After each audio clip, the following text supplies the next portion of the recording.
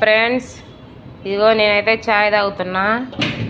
ఇంకా మా బావ అయితే ఉండలు చూడండి ఎలా చేసి పెట్టాడు. చపాతీ ఉండలు చూడండి, పిండి ఎలా స్మూత్గా ఉందో 6 ఉండలు అయితే చేసి పెట్టాడు. ఇప్పుడు దాన్ని చిన్న ఉండలుగా కట్ చేయాలి.